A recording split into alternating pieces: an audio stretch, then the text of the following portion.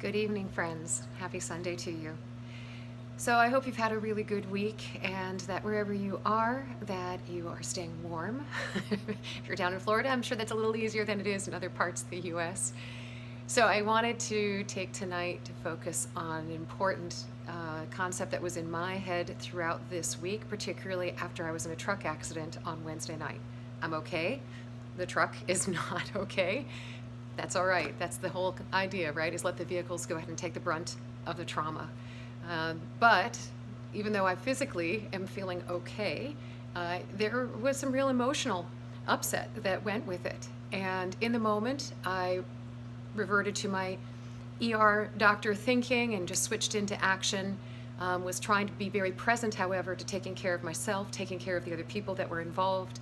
But I'll tell you, after the fact, when the adrenaline was wearing down and I was safe at home, I really was letting myself just be with what I was feeling physically, emotionally, mentally. And I really wanted to talk a little bit about that because what I was feeling was this intense feeling of vulnerability, mortality, right? So I wanted to focus on this concept of vulnerability. It's something I've been spending a bit of time on, reading about, talking to others about. So here's the thing about vulnerability. Vulnerability is not the same as weakness. Vulnerability is because you are a feeling being. Human beings are emotional creatures. That is who we are. So it is not a weakness. It's simply a matter of the fact that you are feeling.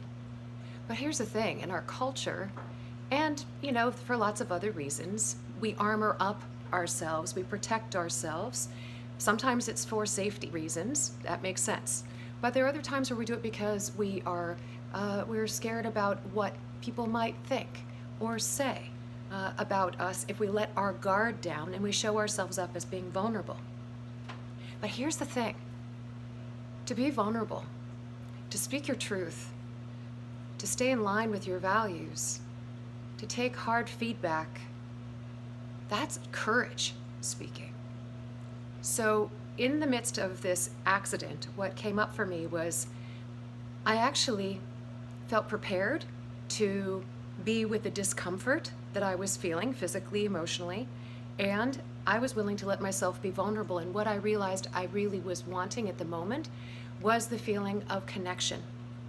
So I reached out. I reached out to friends through Facebook and through texting, and I simply just, reached out for support. And it was like a communal hug, and it was exactly what my heart and my body needed, to take a deep breath. I just needed to connect. It's not very often that I ask for that kind of support, but I knew I needed it. I needed to show my vulnerability. But what was really cool is that in that vulnerability, others felt there was a freedom for them to speak up and share something that was going on with them or had happened to them the prior week, right then and there. That's a beautiful thing.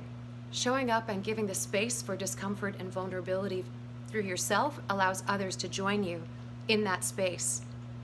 That's being a very connected human being. That's grounded confidence and skills that are so strong to practice as time goes on that you will build your resilience. Like any other thing, it's like a muscle, yeah? You have to practice it in order to strengthen it. And like sports, you have to have the disciplined practice. You have to develop the fundamental skills to show up and to be in that space of vulnerability, to speak your truth, to be open with your heart, and to receive. So I understand that it's not an easy thing to do, but I wanted to share a couple of quotes with you. I've been reading some wonderful work by Brené Brown, and one of the quotes is that she says that adaptability to change, hard conversations, feedback, problem solving, ethical decision making, resilience, and all of the other skills that underpin developing strong leadership are born of vulnerability. So you build resilience. You build the ability to connect with other human beings and create a space of creativity, of courage and freedom. So perhaps for yourself, what is it that's maybe impeding you from being vulnerable? And maybe this week, bring some consciousness to it. This is a time and a season where people are feeling perhaps a bit more isolated. They might be feeling anxious just because of the increased energy of the season. There's a lot of things that are going on around this time of year. Show up as vulnerable. Let people be vulnerable with you. Be in that space of connection. Yeah. So, genuinely, I'm so, so grateful to be here in body, mind, and spirit. And thank you for all that reached out and shared your words of love and support. It meant so much to me. So from my vulnerable but brave heart, I wish you a beautiful week. So go rumble with vulnerability and see what shows up for you. Namaste.